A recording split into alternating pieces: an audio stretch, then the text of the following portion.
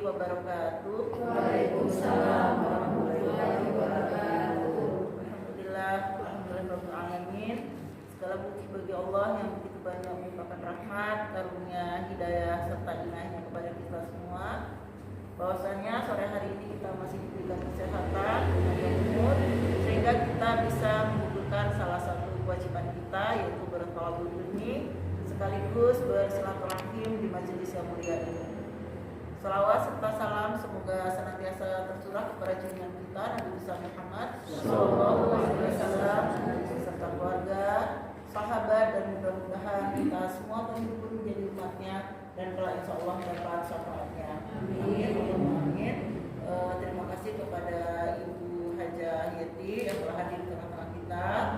Terima kasih kepada ibu semua. Semoga niat dan langkah kaki kita dicatat sebagai amal soleh. Amin. Terus selanjutnya marilah sama-sama kita buka taklim kita dengan membaca Al-Quran. Semoga dengan dibacakan Al-Quran, ilmu yang akan disampaikan oleh Ustazah Yati akan bisa kita terima.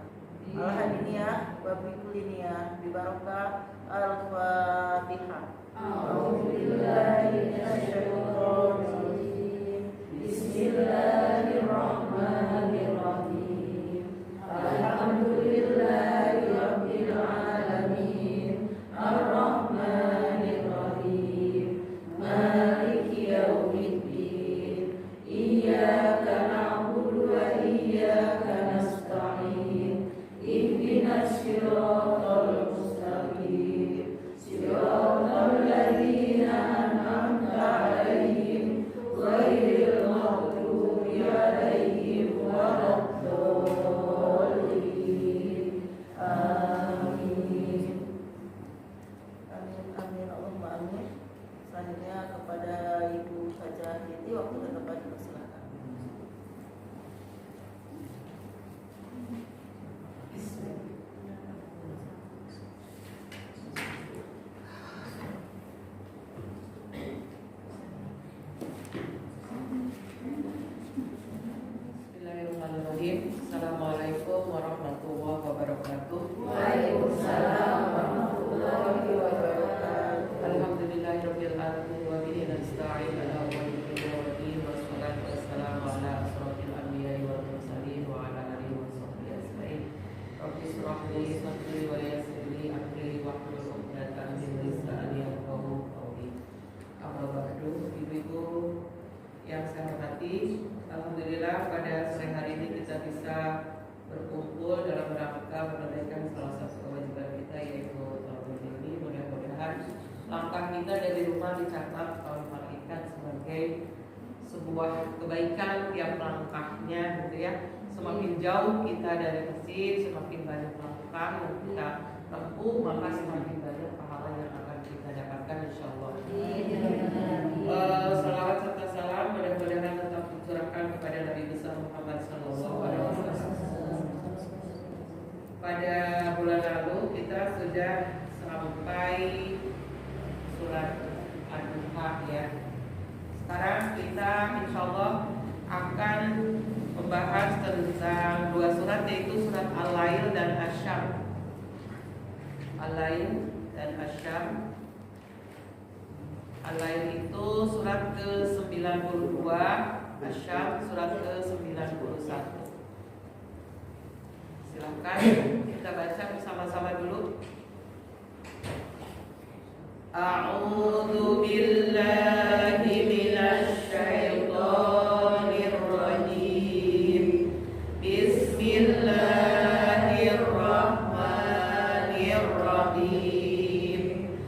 Wal-laili idza yaghsha wan-nahari idza tajalla wa ma khalaqadz dzakara wal unsa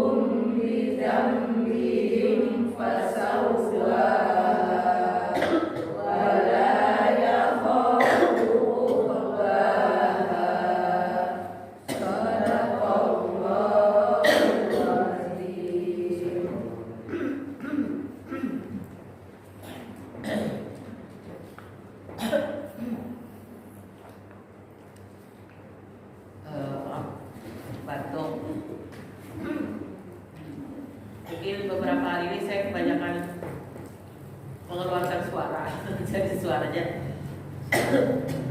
habis. Saya hari apa tuh? Isi materi isi pelatihan di MTS mana ya sebetulnya? Dari pagi jam 7 sampai jam 4. Habis maghrib, habis zuhur. Untungnya habis zuhur itu tinggal mereka praktek pelatihan. Suara saya habis, nggak kedengeran suaranya sama sekali. Kata saya, ya Allah, mungkin saya harus istirahat, gitu, kebanyakan ngomong. Bismillahirrahmanirrahim. Kita mulai dari surat Al-Lail. Al-Lail itu artinya malam ya. Al-Lail. Kalau nanti Asyam itu matahari. Al-Lail dan Asyam. Al-Lail itu termasuk surat Makkiyah, surat ke-92 dari 114 surat. Ayatnya ada 21. Jadi ayatnya pendek-pendek. Kita mulai dari surat Al-Lail ayat 1. Ini sumpah Allah, dua-duanya tentang sumpah ini. Kalau ayat Al-Quran diawali dari wa itu demi sumpah ya, kayak seperti kemarin wadduha, demi waktu duha. Berarti kalau Allah bersumpah dengan itu, berarti ada suatu rahasia di balik kata tersebut sampai Allah mengambilnya atau memakai untuk kata-kata yang bersumpah. Walaili, demi malam. Idza yaghsha, apabila menutupi, apabila menutup.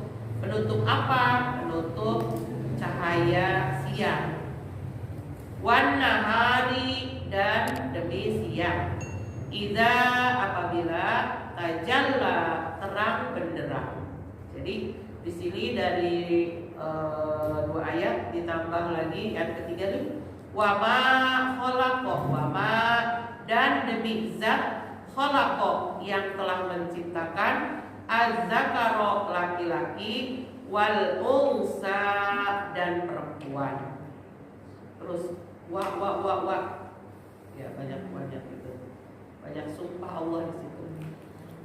Ayat 1 sampai 3 ini kalimat sumpah Allah diawali dari demi malam apabila telah menutup cahaya siang.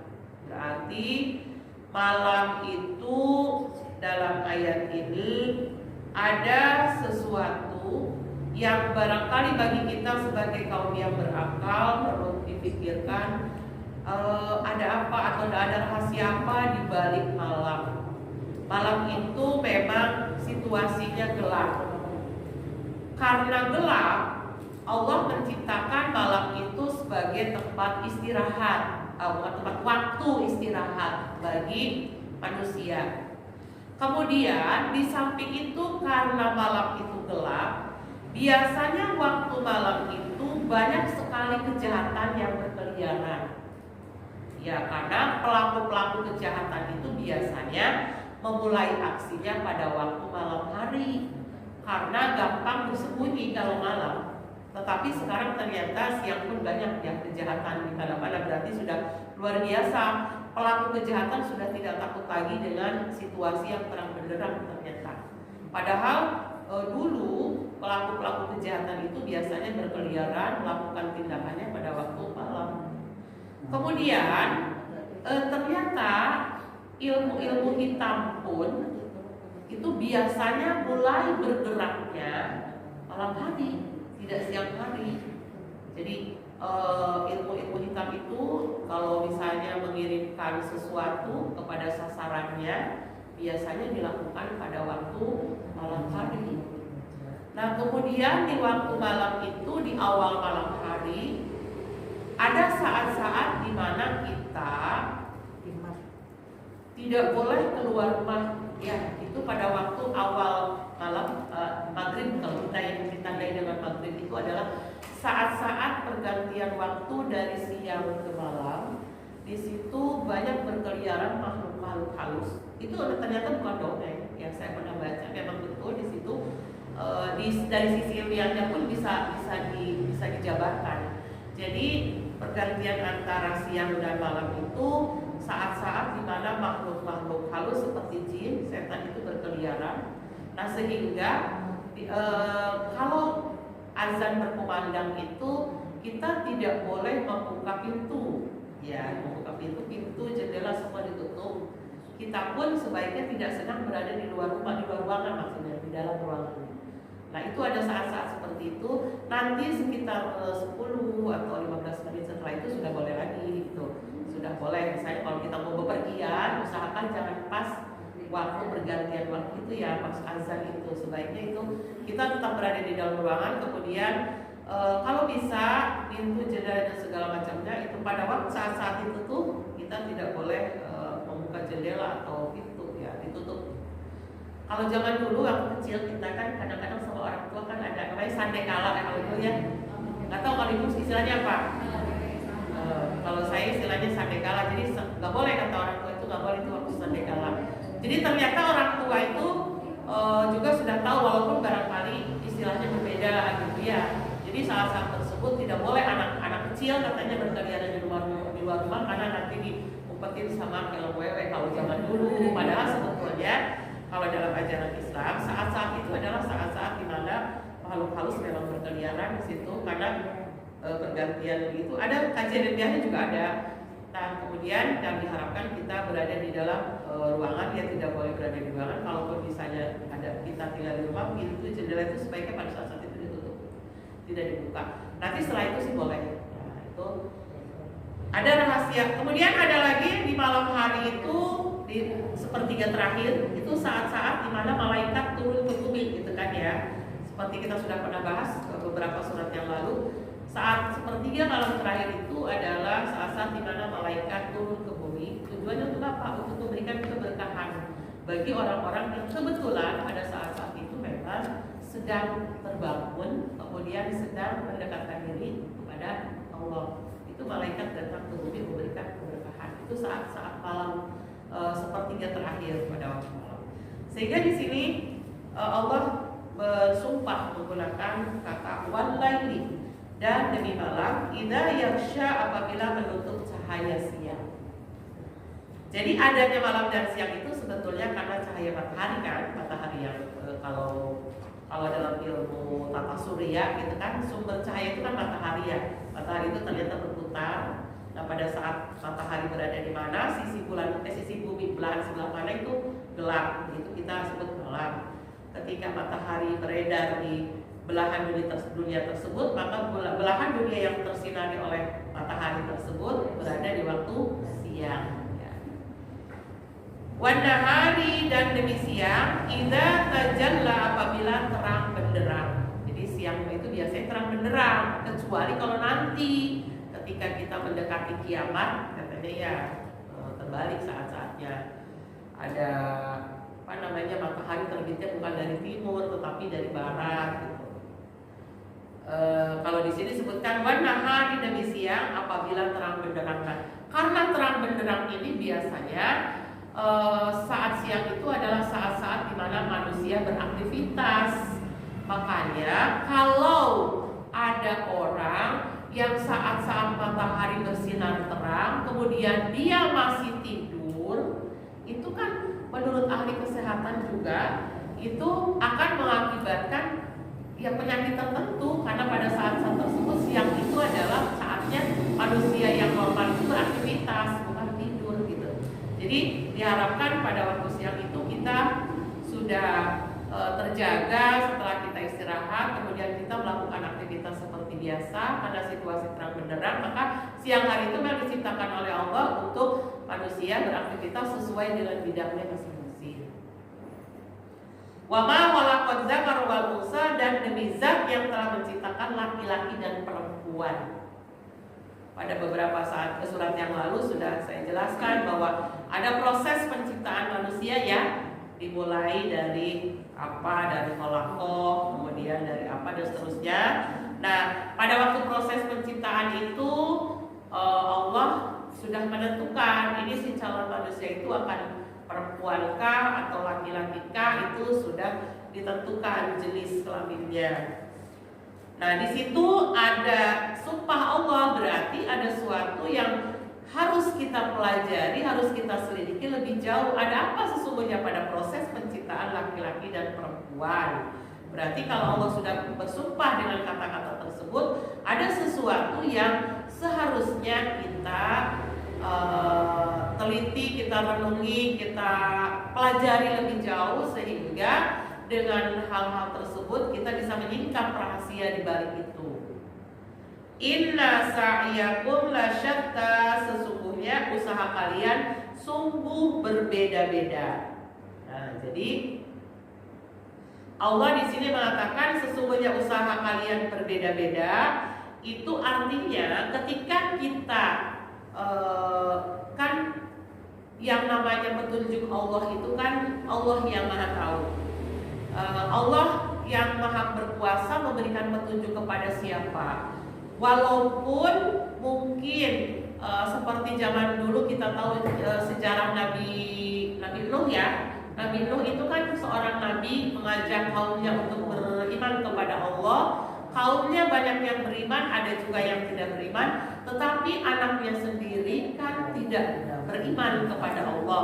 Termasuk Nabi Muhammad, pamannya sendiri yang mengasuh Nabi dari kecil kan tidak juga beriman kepada Allah. Padahal Nabi Muhammad segimana kurang berdoanya kepada Allah, minta supaya pamannya diberi hidayah. Tapi di situ Allah hendak menunjukkan bahwa namanya hidayah itu adalah wewenangnya Allah. Manusia itu tidak ada kuasa. Walaupun itu pamannya Nabi, walaupun itu anaknya Nabi, kalau memang Allah tidak berkenan memberikan hidayah, ya tidak. Nah, kemudian sekarang ayat keempat itu sesungguhnya usaha kalian itu berbeda-beda. Jadi untuk mencari hidayah, ya hidayah Allah itu memang kan harus dijemput, ya kan? Hidayah itu tidak bisa ditunggu saja, tetapi harus dijemput. Bagaimana caranya misalnya kita supaya menjadi orang yang dekat kepada Allah? Nah, maka kita harus berusaha dengan cara apa? Mungkin banyak membaca, banyak mendengar kajian-kajian, sehingga dari usaha-usaha itu, nah Allah memberikan hidayahnya kepada kita, memberikan motivasinya kepada kita. Sama dengan kita sekarang ini adalah rangka usaha kita. Bagaimana caranya kita bisa menjadi manusia lebih baik di mata Allah dan di mata manusia? Kita usaha kita apa? Meluangkan waktu di antara kesibukan kita datang ke majelis ilmu, atau misalnya ibu di rumah juga nonton YouTube boleh, nonton kajian-kajian, itu dalam rangka usaha supaya apa? Kita terus termotivasi untuk berbuat baik. Karena ibarat HP kalau tidak dicas walaupun sudah tahu, motivasi kita kan terkadang kendor. Karena kan keimanan manusia itu kan kadang naik, kadang turun gitu ya. Jadi perlu usaha kita, seberapa keras usaha kita supaya kita terus menumbuhkan motivasi dalam diri ini supaya berbuat baik. Nah, itu tergantung usaha kita masing-masing. Kalau kita usahanya keras, terus misalnya tidak memberikan kendor, terus sering baca, sering dengar kajian, sering datang ke majelis ilmu, kemudian melanggengkan baca Al-Quran, dan insya Allah motivasi kita, semangat kita untuk semakin mendekatkan daripada Allah itu akan semakin besar. Tapi kalau kita sudah lost, tidak ada usaha sama sekali, mungkin dari tadinya suka ngaji tidak ngaji, dari tadinya suka nonton dengerin kajian tidak pernah, baca Quran juga sudah mulai ditinggalkan. Nah, berarti seolah-olah kita sudah menjauhkan diri sendiri daripada hidayah Allah itu, gitu ya. Jadi dalam ayat ini disebutkan sesungguhnya usaha kalian itu berbeda-beda. Nah, fa'amma man a'ta wattaqo, maka adapun orang yang memberikan dan bertakwa, ya. Jadi masih lanjutkan yang tadi, wasaddaqo bil husna, dan ia membenarkan dengan pahala yang terbaik yaitu surga. Nah, pasanu yasiruhu lil yusra, maka kami akan memudahkannya pada yang mudah. Jadi maksudnya kalau kita sudah berusaha keras ya untuk menjemput hidayah, berupaya untuk supaya kita tetap dekat kepada Allah ya. Kemudian orang yang memberi dan bertakwa dan membenarkan apa yang dengan pahala yang terbaik, maka Allah akan memberikan balasannya buat kita. Rewardnya buat kita adalah maka kami akan memudahkannya pada yang mudah. Artinya memudahkan kita untuk ada saja jalannya nanti kita untuk berbuat kebaikan. Kita dimudahkan oleh Allah dalam menerima kebaikan. Kita akan dimudahkan oleh Allah dalam menerima nasihat-nasihat yang baik. Kita akan dimudahkan oleh Allah dalam menempuh jalan untuk menuju kebaikan. Jadi ada saja jalannya nanti. Kalau memang usaha kita sudah kuat, sudah keras gitu. Jadi kalau misalnya ibarat kita gini Bu, saya mau ngaji nih, udah lihat dari pagi, oh hari Sabtu tuh saya harus jadwal saya ngaji, atau hari Selasa itu kan ibu belajar taksin, Selasa itu nggak boleh diganggu gugat, pokoknya saya harus luangkan waktu untuk taksin misalnya gitu. Sabtu itu untuk ngaji, gitu, untuk ketemu dengan tetangga, bisa ngaji. Nah, kalau kita sudah menetapkan diri, meniatkan, mengazamkan diri seperti itu, nah itu insya Allah walaupun misalnya nanti ada halangan apa, itu Allah mudahkan kita untuk tetap bisa melaksanakan yang biasa kita lakukan. Misalnya kalaupun ada tamu, oh ada tamu nih, aduh bagaimana saya nggak bisa ikut taksin? Ada saja jalan Allah, si tamu itu kemudian minta diri pas 10 menit sebelum waktunya kita ngaji misalnya. Atau ada hujan, oh hujan nih, saya nggak punya payung, padahal saya waktunya datang ke Majlis Talim. Ada saja jalan Allah, misalnya tiba-tiba hujannya reda atau apa gitu. Kemudian motivasi kita juga walaupun hujan tetap ada, kita motivasinya ada. Oh hujan nih, tapi saya harus ngaji. Oh nggak apa-apa, tiba hujan segini saya tetap harus ngaji. Itu motivasinya tetap ada gitu.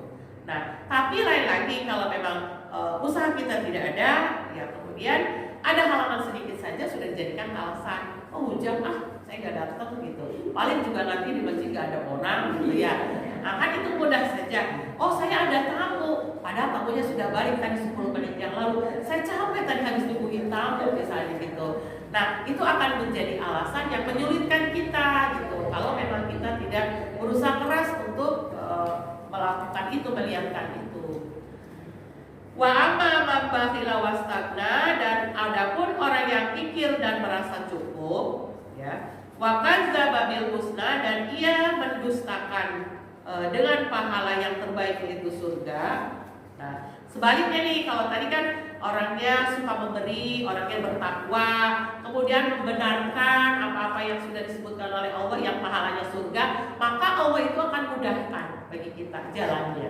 Tapi sebaliknya kalau kita bakhil, kikir, ya, dan kita merasa cukup, tidak butuh pertolongan Allah, merasa cukup ilmu kita dengan apa yang sudah kita punya, dengan apa yang sudah kita miliki, nah, dan mendustakan dengan pahala yang terbaik, berarti kita tidak mengakui bahwa nanti akan Allah berikan kalau kita melakukan itu dengan pahala yang terbaik itu surga. Pasanu yasiruhu lil usra, maka kami akan memudahkannya pada yang sukar.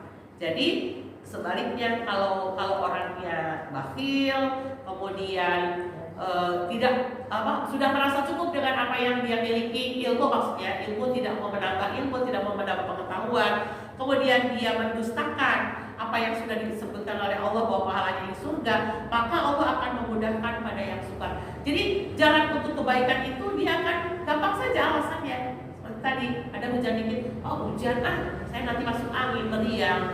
Tadi ada tamu soalnya tadi saya ngaji, padahal tamunya udah pulang 10 menit yang lalu. Jadi Allah mudahkan untuk kebaikan itu jadi sulit bagi dia, gitu. Sulit untuk melakukan kebaikan-kebaikan. Beda dengan yang tadi, kalau tadi dia usahanya keras, bagaimana caranya saya untuk tetap berada di jalan kebenaran, kemudian dia juga suka memberi dan bertakwa, kemudian dia selalu membenarkan apa yang sudah disebutkan oleh Allah bahwa kalau melakukan ini pahalanya adalah surga, maka Allah akan memudahkan ketika dia melakukan kebaikan. Kalau sekarang sebaliknya, kalau dia seperti tadi kikir, kemudian dia merasa cukup dengan apa yang sudah dia punya, tidak merasa butuh dengan siraman pengetahuan gitu ya, kemudian dia mendustakan apa yang sudah disebutkan oleh Allah, maka Allah akan mudahkan dia untuk tidak melakukan itu, tidak merupakan kebaikan-kebaikan itu. Alasan sedikit aja sudah bisa menjadi halangan dia untuk tidak melakukan. Oh, ada anak saya baru datang, soalnya saya udah gak ketemu 2 bulan yang lalu, dari 2 bulan, padahal kan anak mah nanti juga nungguin maknya gitu. Soalnya saya udah gak ketemu sama anak saya 2 bulan nih, anak saya baru datang gitu. Kalau saya ngaji kesian dia saya tinggal, padahal kan ngaji kan cuma 1 jam. Kalau nanti balik lagi anaknya masih libur sampai 2 hari yang akan datang. Akan mudah saja alasan untuk tidak melakukan itu gitu. Wa ma yubni anhu maluhu idza taradda, dan tidak mencukupi darinya hartanya apabila ia telah binasa. Ya, jadi kata Allah, sesungguhnya apa yang sudah kamu miliki, harta kamu itu tidak akan mencukupi. Ya. Inna alaina lal huda, dan sungguh atas kami lal huda, yang memberi petunjuk. Hanya Allah yang berhak memberikan petunjuk. Wa inna lana lal akhirata wal ula, dan sungguh bagi kami akhirat dan dunia. Semuanya kekuasaan Allah, milik Allah, apa yang ada di dunia dan apa yang ada di akhirat.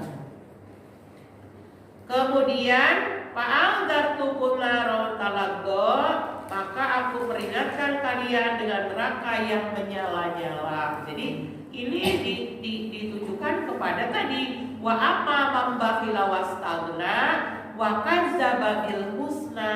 Itu Allah peringatkan fa'anzartukum naron talaggo gitu. Jadi kalau kalian bakhil dan kalian selalu merasa cukup dengan apa yang sudah kalian miliki, dan kalian mendustakan apa yang sudah Allah janjikan bahwa ini akan berpahala yang terbaik, yaitu surga. Nah, padahal kata Allah, wa inna lana lal akhirata wal ula, Allah yang memiliki akhirat dan dunia. Fa'anzartukum naron talaggo, maka aku akan peringatkan kalian dengan neraka yang menyala-nyala. Jadi orang yang seperti itu nanti kata Allah, kalian tempatnya adalah di neraka yang naron talaggo, neraka yang menyala. La yaslaha illal asqa, tidak akan memasukinya kecuali orang yang celaka. Berarti kategorinya orang yang suka bakhil, merasa cukup dengan apa yang sudah dia miliki. Bukan berarti merasa cukup itu dengan harta ya. Maksudnya itu cukup dengan ibadah yang sudah dia lakukan, ilmu yang sudah dia miliki. Itu dia sudah cukup. Oh, saya mah udah baik nih, orang-orang udah bertakwa kok. Saya sudah sholat kok. Saya sudah melakukan perintah Allah kok. Merasa cukup, sudah cukup dengan apa yang dia lakukan. Bukan berarti dengan harta yang dia miliki. Kalau harta mah bagusnya memang kita merasa cukup dengan apa yang diberikan oleh Allah ya. Merasa cukup di sini adalah saya sudah cukup menjadi orang baik. Sampai ini saya sudah baik gitu loh. Jadi orang yang baik itu kan orang yang selalu merasa bahwa saya itu masih kurang. Saya harus menambah, terus menjadi orang lebih baik. Besok harus lebih baik dari hari ini. Kemudian hari ini lebih baik dari hari kemarin. Terus, jadi setiap hari itu dia harus merasa bahwa saya belum menjadi orang baik, maka saya harus berusaha menjadi orang lebih baik lagi. Nah, sehingga motivasinya untuk meningkatkan pengetahuan, meningkatkan ibadah, meningkatkan ketakwaan itu akan terus ada. Lain lagi dengan orang merasa sudah baik. Saya mah sudah baik, ibadah saya juga sudah baik, sholat saya sudah, puasa sudah gitu ya. Sehingga saya tidak perlu lagi memperbaiki diri gitu. Ditambah lagi tadi bakhil sifatnya, tidak mau memberi, tidak mau berbagi. Kemudian dia juga merasa tidak percaya terhadap apa yang sudah dijanjikan oleh Allah. Maka bagian dari dia atau tempat dia adalah naron talaggo, la yaslaha illal asqa, tidak akan memasukinya kecuali orang yang celaka. Maka orang tersebut termasuk kategori orang-orang yang celaka. Nah, kemudian ditambahkan lagi alladzi kadzdzaba wa tawalla, yang mendustakan kebenaran dan berpaling dari keimanan. Ya. Jadi siapa saja orang yang orang yang celaka itu, yaitu tadi alladzi kadzdzaba, yaitu orang yang mendustakan kebenaran, wa tawalla, dan berpaling dari keimanan. Wa sayujannabu hal asqa, dan akan dijauhkan daripadanya asqa, orang yang bertakwa. Jadi orang yang bertakwa tidak akan memiliki sifat seperti itu. Alladzi yutima lahu yazakka, siapa itu orang bertakwa?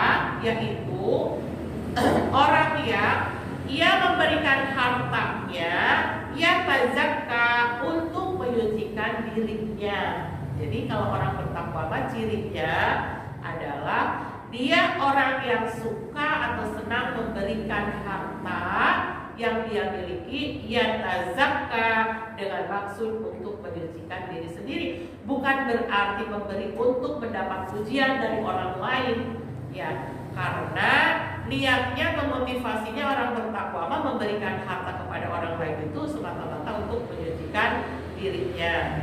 Wa ma li ahadin dan tidak karena seorang pun indahu di sisinya min ni'matin tuja dari suatu nikmat yang harus dibalas kepadanya. Jadi memberi itu bukan karena orang yang kita beri pernah berbuat baik pada kita, bukan. Jadi orang bertakwa itu memberi, tapi niatnya untuk menyucikan dirinya dan bukan untuk balas budi, karena orang yang kita beri pernah berbuat baik pada kita, bukan. Nah ini sifat-sifat ini menurut Asbabun Nuzul surat ini ditujukan kepada Abu Bakar Siddiq. Abu Bakar Siddiq itu kan khalifah pertama ya setelah Rasulullah wafat itu Abu Bakar menjadi khalifah pertama. Kenapa ini ditujukan untuk Abu Bakar Siddiq? Jadi ibu mungkin pernah ingat sejarah ketika Rasulullah masih hidup itu ada seorang budak yang kulitnya hitam, Bilal, yaitu Yakinnya Bilal bin Rabah. Bilal itu kan ibu bapaknya itu adalah seorang budak yang berasal dari Ethiopia, Afrika ya. Kemudian menjadi budak. Kalau zaman dulu kan di Arab masih banyak budak yang bekerja kepada tuannya tanpa dibayar, karena dianggap si budak ini sudah menjadi milik si tuan. Apapun yang akan dilakukan oleh si tuannya, si budak tidak berhak menolak gitu. Bedanya dengan pembantu, kalau pembantu kan digaji, kalau budak kan tidak digaji. Nah ceritanya pada waktu itu Rasulullah menyebarkan agama Islam. Bilal itu sudah menjadi seorang pemuda yang memang jadi budak Umayyah namanya. Si tuan itu namanya Umayyah. Nah Umayyah itu adalah seorang kaya raya dan terkenal. Nah tapi begitu Bilal menyatakan diri masuk Islam, Umayyah itu marah.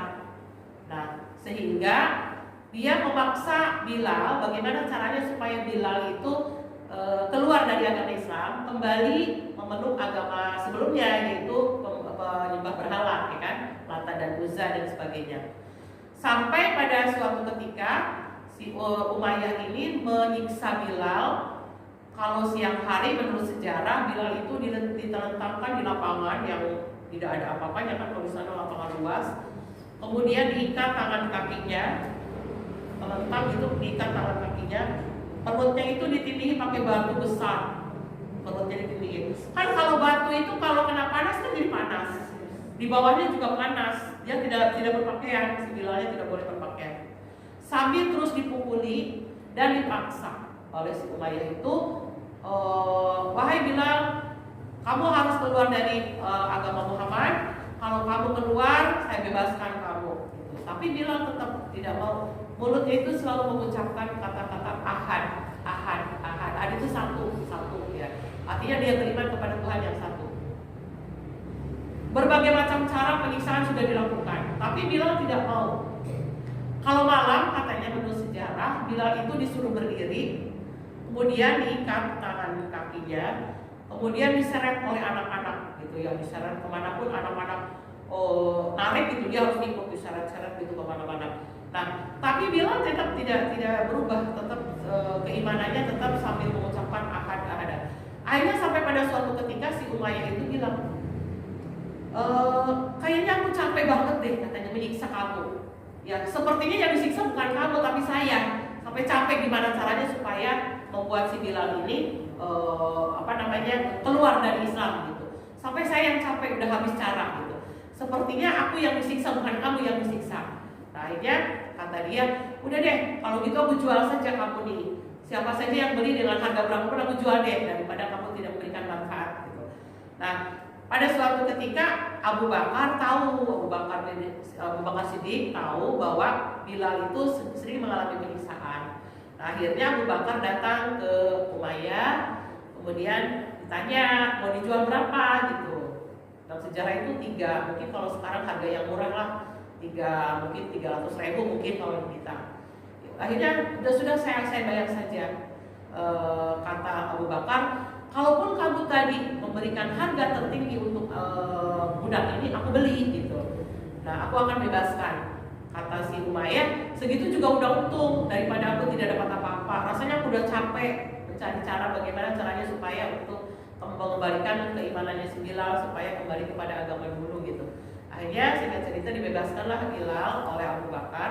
tapi tidak menjadi budak lagi. Oleh Abu Bakar dibebaskan menjadi seorang yang merdeka. Artinya kalau orang merdeka kan dia bebas melakukan apapun gitu. Kemudian diajaklah bertemu dengan Rasulullah. Akhirnya oleh Rasulullah kemana-mana diajak tuh Bilal tuh jadi sahabat yang cukup dekat dengan Rasulullah. Akhirnya sampai pada suatu ketika yang Bilal itu akhirnya diangkat menjadi tukang azan, ya, karena pada waktu itu Rasulullah kebingungan bagaimana caranya supaya memudahkan memanggil orang-orang Islam untuk sholat gitu. Bagaimana penandanya? Zaman itu masih sulit. Jadi kalau mau waktu sholat itu orang-orang berkumpul, kemudian bermusyawarah nih, diskusi, memanggil Rasulullah ini sudah masuk zuhur belum? Kata Rasulullah, oh sudah. Nanti kalau waktu asar juga begitu, setiap waktu jadi orang-orang perlu datang dulu, musyawarah dulu, kira-kira udah masuk waktu sholat belum gitu. Akhirnya kata Rasulullah, kayaknya harus ada deh cara untuk memanggil orang-orang untuk sholat. Bagaimana nih? Akhirnya ada ide dari salah seorang sahabat. Bagaimana kalau kita pakai itu? Kalau Yahudi itu pakai apa? Trompet, benar, trompet.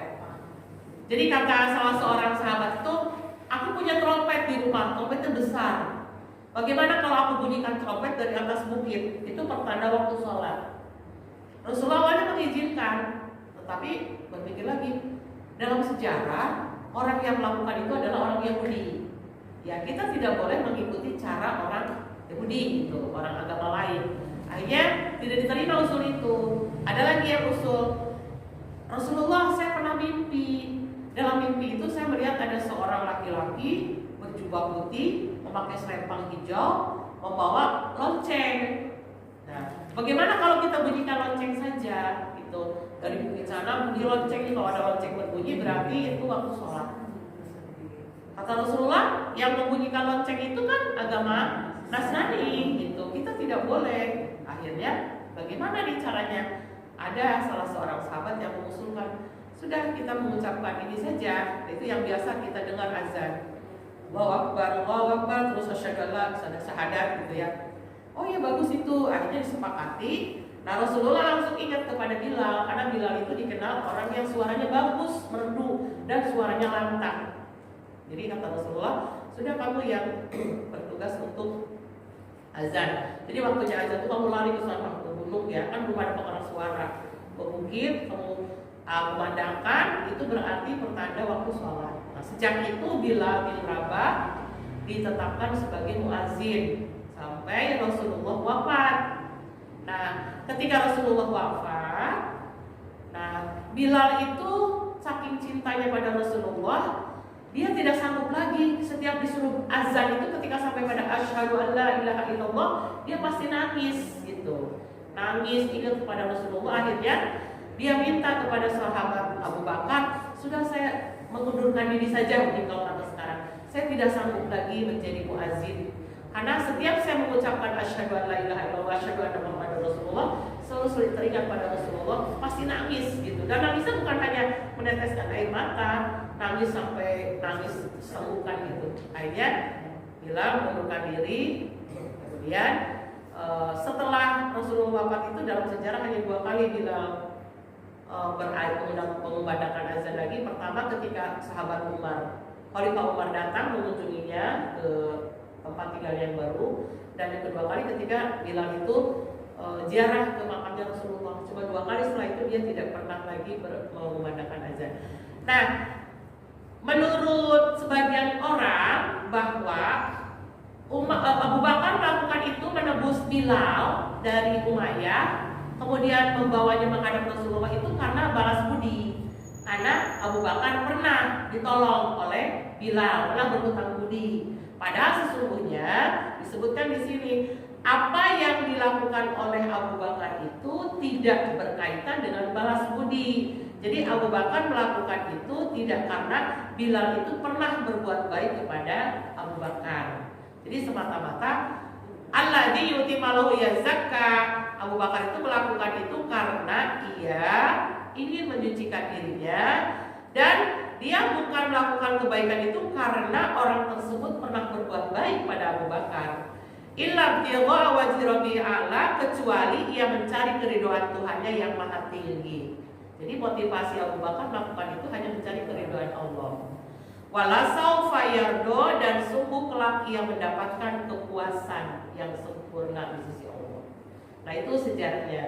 Jadi di ujung ayat ini adalah bantahan dari Allah terhadap dugaan sebagian besar orang Islam pada waktu itu dan orang-orang kafir bahwa Abu Bakar pantas melakukan itu karena dulu pernah punya jasa atau berhutang budi kepada Bilal, sehingga dia berani melakukan itu. Karena zaman itu memerdekakan hamba itu adalah suatu hal yang sangat luar biasa. Bagaimana tidak mengangkat posisi manusia dari kalangan rendah menjadi manusia yang memiliki posisi sama dengan yang lain, itu adalah sesuatu yang butuh pengorbanan tersendiri. Jadi zaman itu kan kalau budak belian itu sama derajatnya dengan tidak beda dengan binatang gitu ya. Karena dia tidak punya hak apa-apa. Hidup dan matinya itu tergantung kepada tuannya. Nah, kemudian Abu Bakar ketika itu tampil, dia berani untuk mengangkat si Bilal dari posisi terendahnya, kemudian dia bebaskan menjadi manusia merdeka. Kata orang-orang wajar melakukan itu karena Abu Bakar itu pernah berhutang budi kepada Bilal. Padahal sesungguhnya Abu Bakar melakukan itu bukan karena Bilal pernah berbuat baik, tetapi semata-mata untuk mencari keridhaan Allah. Nah ini barangkali bisa kita jadikan pelajaran bahwa kalau kita mau berbuat baik kepada seseorang, ya kita bebaskan diri kita untuk pamrih, ya kan? Kadang kan kalau kita pamrih kita sering kecewa. Ya mungkin ibu pernah melakukan itu, menolong orang, tapi orang yang kita tolong nggak tahu diri, gitu ya. Akhirnya ini kok gitu-gitu amat, kita kan lihatnya cuma menolong misalnya. Kalau kita memang lihatnya ada pamrih, ya kita akan kecewa. Tapi kalau kita niatnya mencari ridha Allah, ya respon dia yang kita tolong apapun bebas dari kita, karena kita mah niatnya karena Allah. Urusan dia dibantu terus dia melakukan itu, urusan dia kan bisa sama Allah. Ya, kita mah tetap niatnya menolong dia saja. Tidak ada hubungannya dia pernah kalau kita berbuat baik dia harus berbuat baik pada kita, bukan. Ya, urusannya dia nanti dengan Allah, dia berterima kasih pada kita atau tidak. Karena kan ada hadis mengatakan bahwa kalau seseorang, bagaimana seorang bisa bersyukur kepada Allah kalau dia tidak bisa berterima kasih kepada sesama manusia, kan gitu. Jadi kalau dia misalnya ketika kita bantu, kemudian dia tidak berterima kasih, balas sikapnya mungkin berbalik atau apa tidak sesuai yang kita harapkan, itu seharusnya kita tidak menjadi jengkel, menjadi marah, menjadi sakit hati. Karena apa? Kalau memang yang kita semata-mata karena Allah, apapun respon orang tersebut ya bukan urusan kita. Sama dengan gini, sekarang kan banyak sekali yang suka berkeliaran minta sumbangan ya. Saya juga suka gini, ini orang benar nggak sih minta sumbangan gitu kan, bawa maaf dan sebagainya. Nah kalau menghadapi orang seperti itu, Bu, supaya kita memberinya juga ikhlas, udah kita mah kasih aja. Adapun dia misalnya kan banyak cerita, dia sebetulnya tidak hubungannya dengan yayasan A, yayasan B, tidak ada yang hubungannya dengan masjid A, masjid B. Dia mah kan hanya untuk mencari duit buat sendiri, mengatasnamakan masjid dan sebagainya. Nah, sebaiknya kalau kita mau memberi supaya kita jadi pahala dan ikhlas, udah kita mah kasih aja. Adapun dia nanti misal kita melihatnya, saya niat nih memberikan ini buat masjid, karena dia bilangnya kan buat masjid. Udah, atau buat yatim piatu, kita niatkan buat yatim piatu. Adapun nanti dia ternyata tidak menyampaikan itu ke yayasan yang dimaksudnya, bukan urusan kita. Itu urusan dia dengan Allah. Kita mah tetap dapat pahala karena kita memberi dengan niat untuk membantu yatim piatu, untuk membantu yayasan ini yang sedang membangun, misalnya masjid A yang sedang membangun, sudah kita meniatkan itu. Adapun nanti dia misalnya menyalahgunakan, itu urusannya dia dengan Allah. Jadi niatnya apa namanya? Kita memberi juga itu bebas aja, udah terserah. Kita mau pokoknya niatnya kata dia untuk masjid, dia sudah untuk masjid. Jangan ada nanti nyampe nggak ya ke masjidnya? Nah, kalau seperti itu nanti jatuhnya tidak ikhlas gitu. Kalau tidak ikhlas kan tidak jadi pahala buat kita gitu. Jadi itu contoh kecil. Jadi kalau kita berbuat baik seperti Abu Bakar, ya sudah memberi saja. Kita kan mengharap ridha Allah. Apapun nanti yang terjadi dengan orang tersebut itu di luar kuasa kita. Itu kan nanti urusannya dia dengan Allah. Itu surat Al-Ayat kan.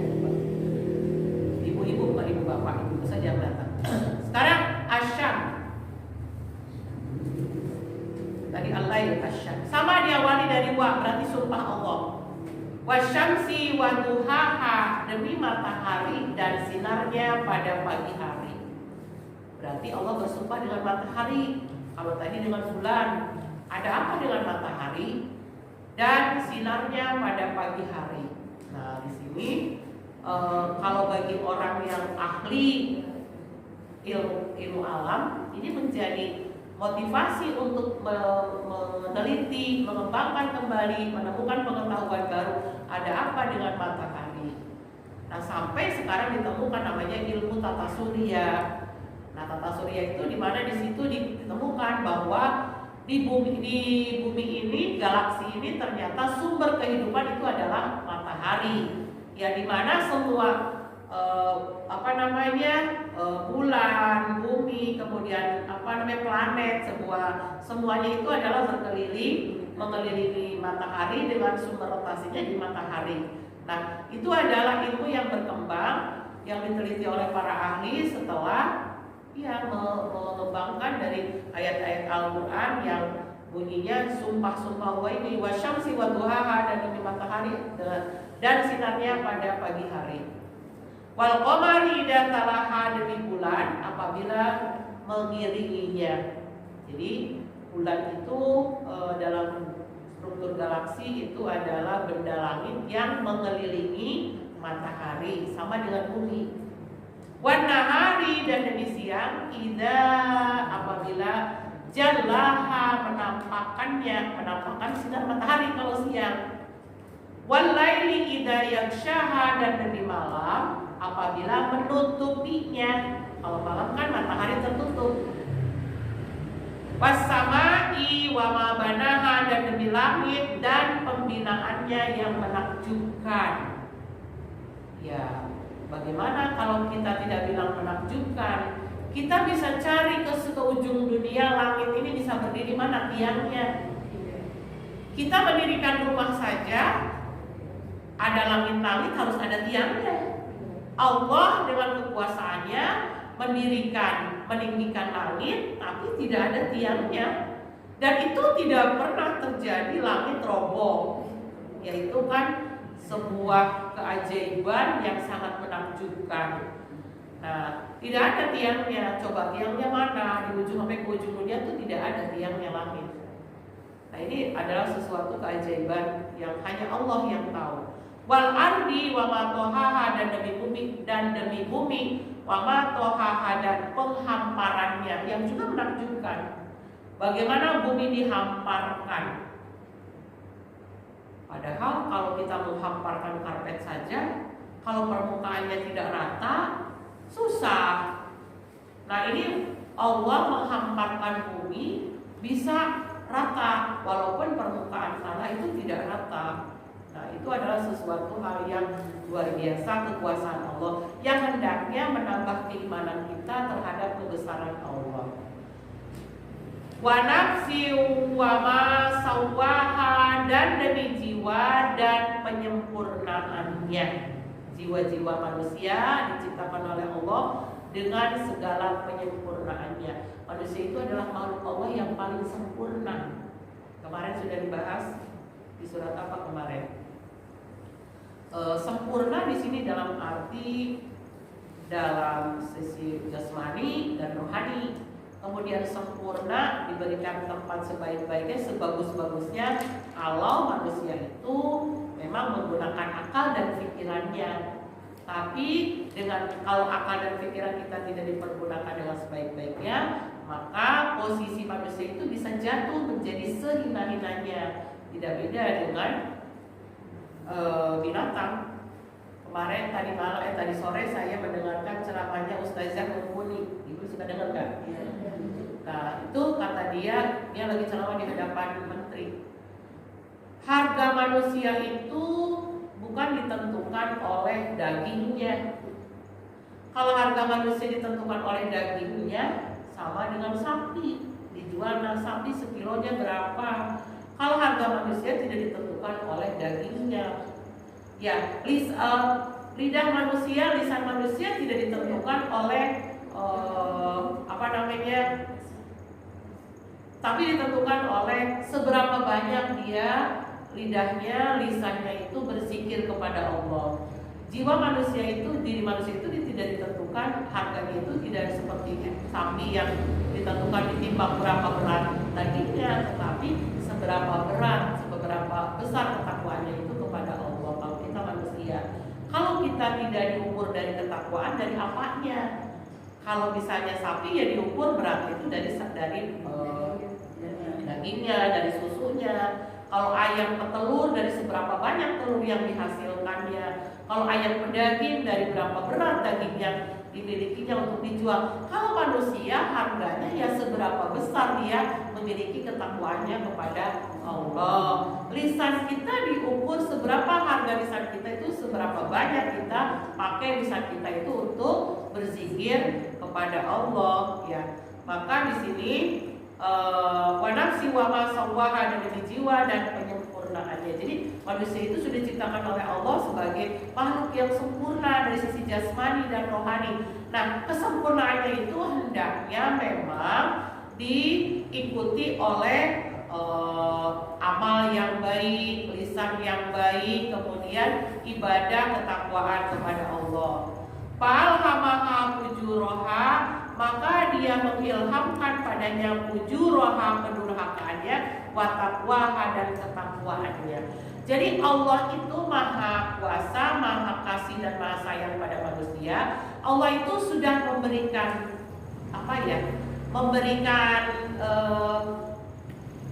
contoh kepada kita nih.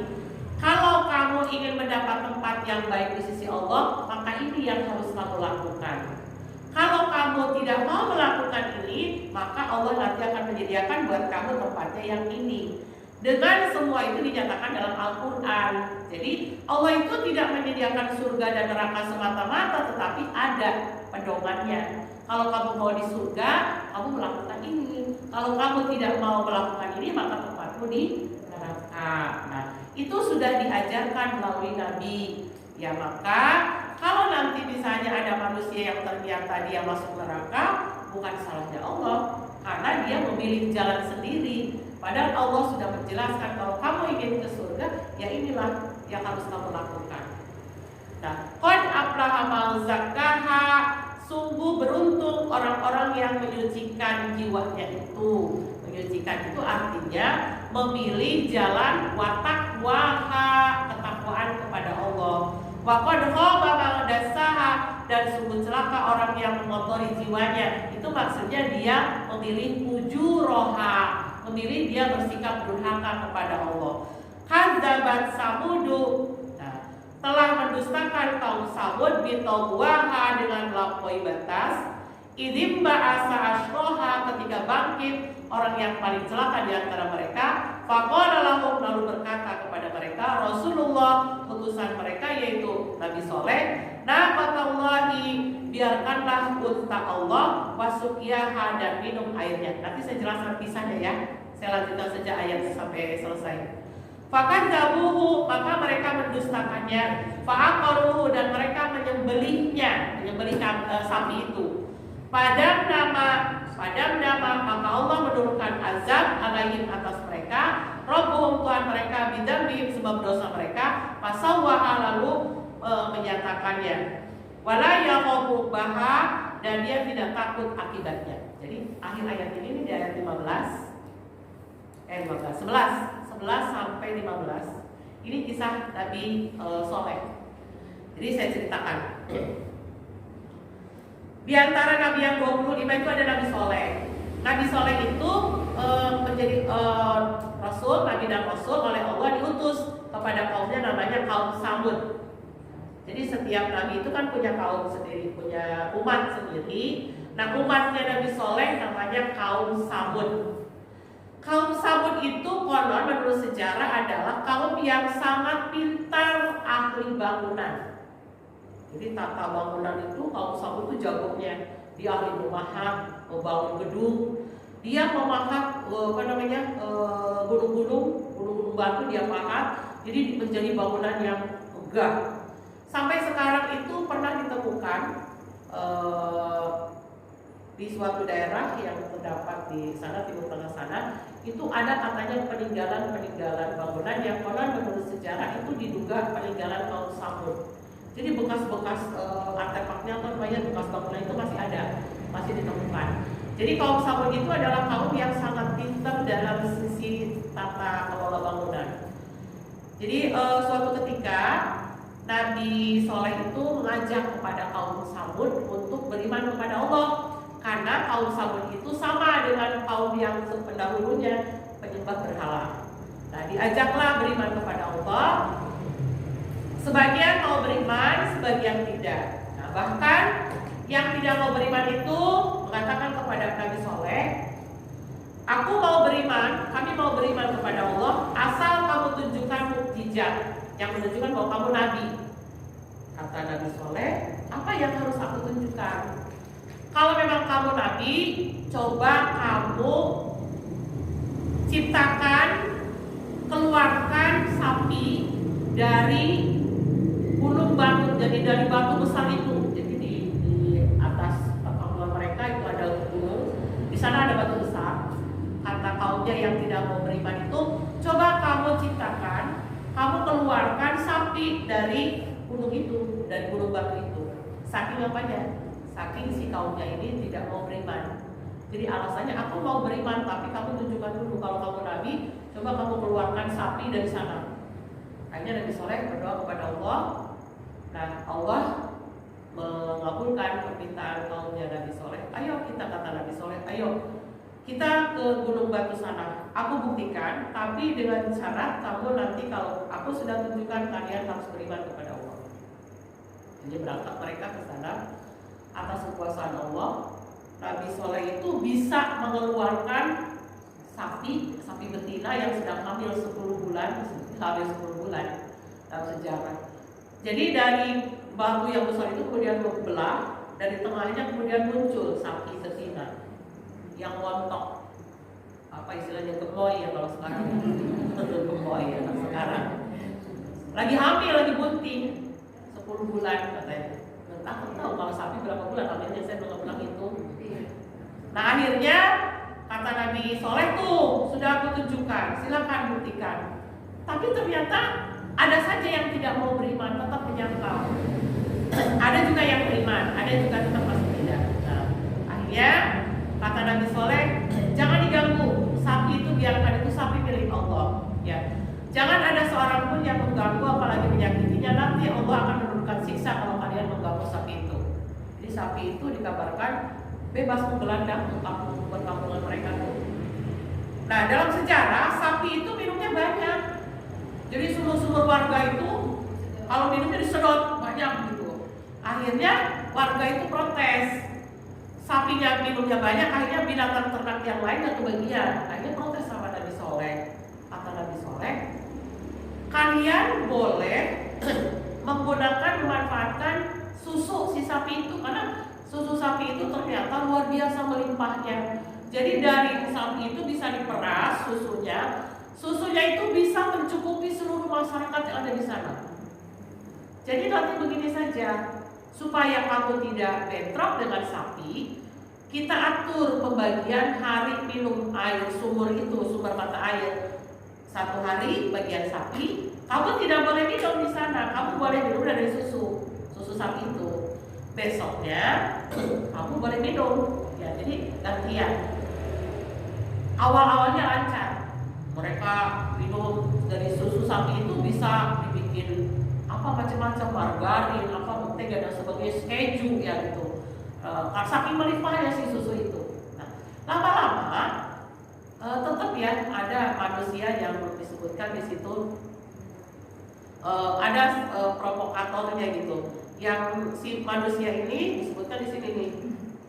Tadi, idim bahasa ashkoha, ketika bangkit orang yang paling celaka di antara mereka. Jadi ada provokatornya di sini yang si orang ini mengajak masyarakat, ayo kita bunuh saja sapinya Soleh. Karena kalau tidak kita bunuh, binatang ternak kita yang lain gak kebagian minum. Gitu. Akhirnya si orang ini nangkep si sapi itu, kemudian dia bunuh si sapi tersebut, ya, dibunuh. kemudian sapinya mati. Bahkan menurut sejarah si sapi itu sudah melahirkan anak yang lagi hamil itu, sama anaknya pun mati.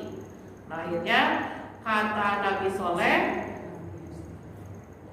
di sini kan pakadamu faqaruha, dan mereka menyembelihnya ya.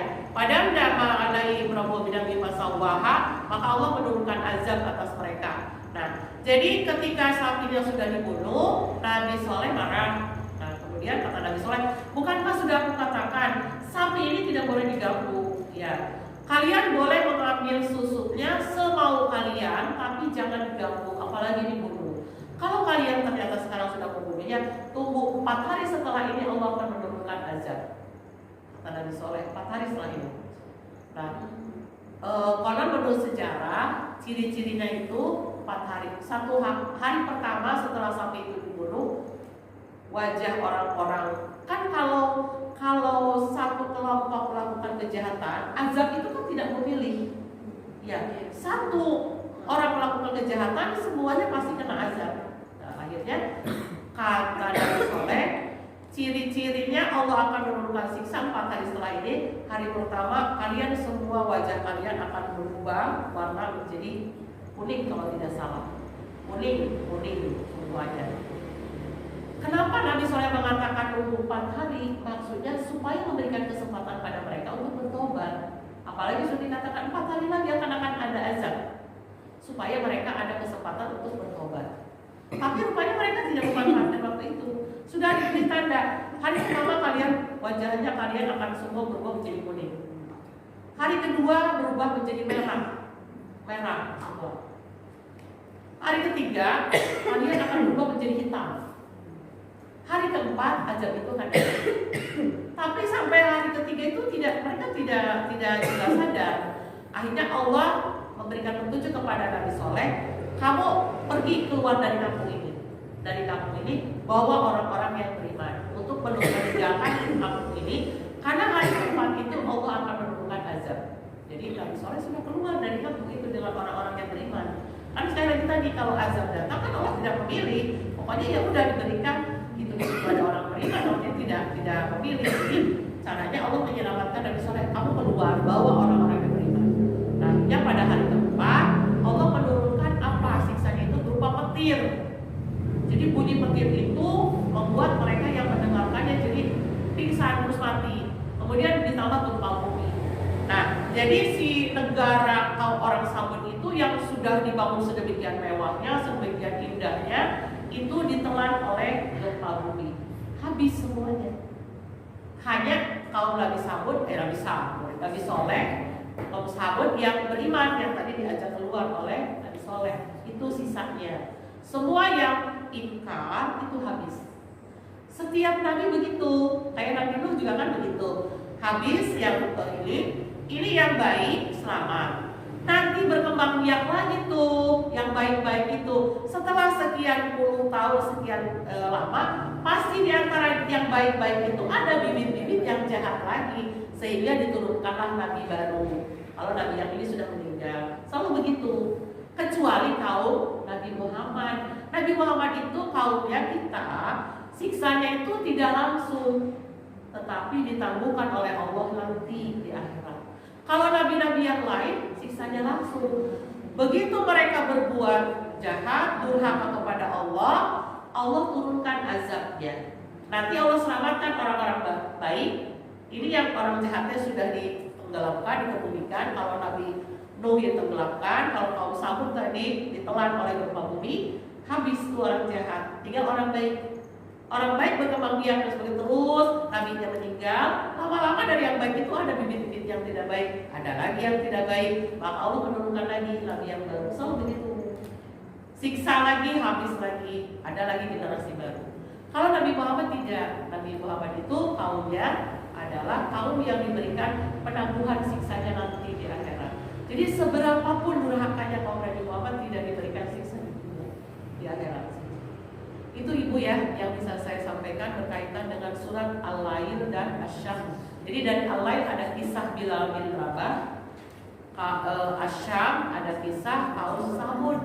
Itu kaum Nabi Soleh yang durhaka kepada Allah, yang akhirnya ditelan oleh bumi, oleh gempa bumi. Mudah-mudahan dari kedua surat ini menambah keimanan kita kepada kekuasaan Allah dan memotivasi kita untuk terus berbuat baik dan memperbaiki diri. Terima kasih. Assalamualaikum warahmatullahi wabarakatuh. Waalaikumsalam warahmatullahi wabarakatuh.